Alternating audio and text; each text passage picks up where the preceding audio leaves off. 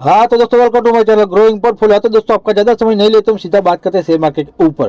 तो दोस्तों सबसे पहले निफ्टी के चार्ट के बारे में बात करें तो दोस्तों कल के दिन अच्छा खासा रैली आया था और स्टॉक में भी आपने देखा होगा कि स्टॉक में भी अच्छा खासा रैली आया था। वो क्यों? क्योंकि एफआईआई ने अच्छा खासा माल उठाया था। कौन से सेक्टर में उठाया, कौन से स्टॉक में उठाया वो पता नहीं, लेकिन जब भी एफआई वाले माल उठाते हैं तब स्टॉक के भाव बढ़ते हैं। ओके, और स्टॉक आ जाता है अंदर और स्टॉक बढ़ते हैं।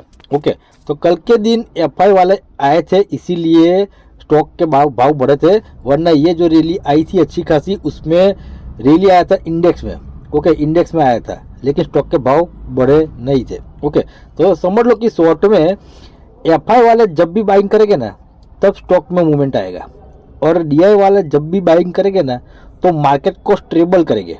ओके, तो आज के दिन भी मैं बोलता हूँ एफआई बाइंग करते हैं कि नहीं करते वो डेटा देखने लायक है, और डीआई भी क्या किया वो भी देखना पड़ेगा, क्योंकि कल डीआई ने 6,900 का सेलिंग किया था।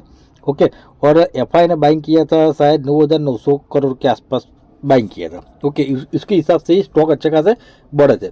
आज दोस्तों अच्छा खासा मूवमेंट ऊपर भी नहीं आया और नीचे भी नहीं आया। और दूसरी बात 24,500 जो आपका माइंड में सपोर्ट फिट करना वो करके ही रखना, क्योंकि वो एक स्ट्रॉन्ग रजिस्टर का काम कर सकते हैं, वहीं से अच्छा खासा नीचे भी आ सकता है। ओके, तो अभी क्या करना है, तो अभी दोस्तों आप मेरे को बताना। अभी तक मैं लॉन्ग टाइम इन्वेस्टमेंट के लिए बोलता था कि 20 25% बाय करना।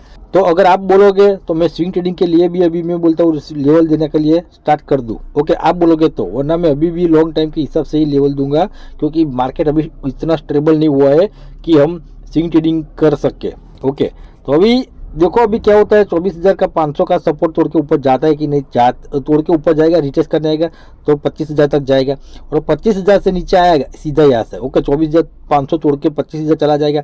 तो कल के दिन बोला था कि अच्छी खासी एडल शोल्डर पैटर्न बनती है तो ऊपर निकल सकता है, 25,000 से नीचे आना चाहिए। लेकिन 24,500 से नीचे आ गया तो वापिस से थोड़ा प्रॉफिट बुकिंग भी आ सकता है। ओके, तो अभी मार्केट स्टेबल नहीं है। देखो आज एफआई और डीआई का डेटा क्या आता है। तो सबसे पहले हम बात करें ओरिएंटल रेल। ओके दोस्तों, मेरे को इंग्लिश बोलने में थोड़ा लोचा होता है तो आप अपने हिसाब से समझ लेना, इंग्लिश मेरी बहुत ही कमज़ोर है। ओके, तो इंग्लिश बोलने में मेरा थोड़ा लोचा होता है, और मैं गुजराती हूँ तो हिंदी बोलने में भी कुछ कुछ शब्द गुजराती आ जाएगा, या फिर कुछ ऐसा होगा कि आपको समझ में नहीं आएगा, लेकिन आप समझ लेना। ओके, आप अपने हिसाब से समझ लेना।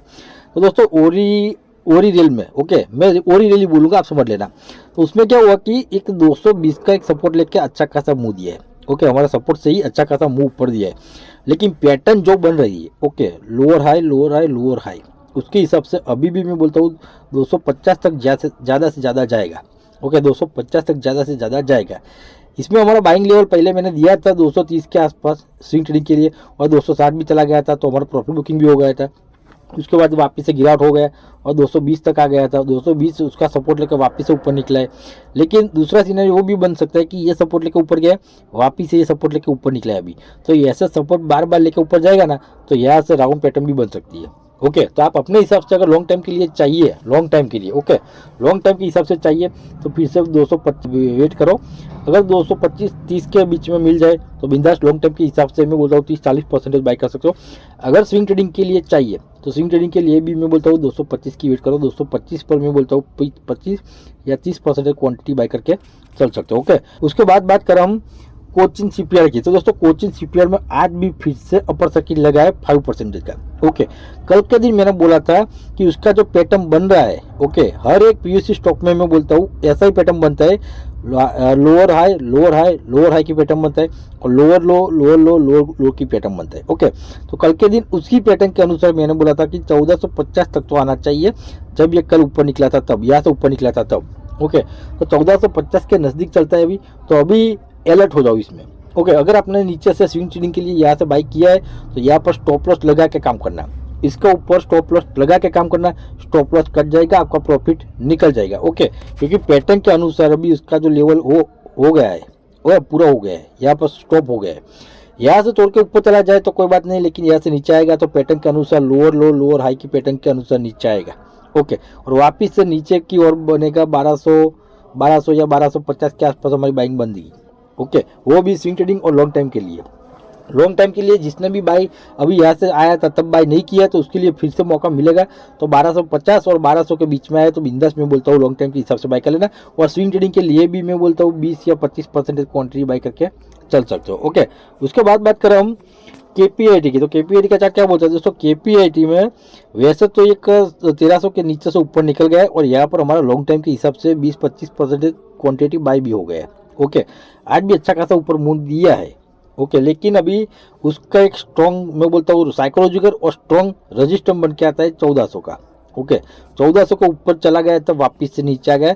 वो क्यों, क्योंकि वो एक सेशन है ना, ये भाग और मैं बोलता हूँ ये। ओके, वो दोनों एक ऐसा सीनारियो है ना, वहाँ पर रजिस्टेंस का काम कर सकता है यहाँ पर। ओके, यानी कि 1400 का लेवल, अब समझ लो 1400 का लेवल, 1400 अगर तोड़ के ऊपर निकला तो ऊपर की ओर जा सकता है, वरना यहाँ से मैं बोलता हूँ फिर से नीचे आएगा और नीचे आ जाए फिर से तो 1300 हमारा फिर से बाइंग लेवल बनता है, वो लॉन्ग टाइम, शॉर्ट टाइम और स्विंग ट्रेडिंग के लिए। ओके, अभी फिर से इसमें स्विंग ट्रेडिंग के लिए भी लेवल देता हूँ कि 1300 के आसपास आए, 1300-1310 के आसपास, तो फिर से इसमें 25 या 30% क्वांटिटी बाई कर लेना।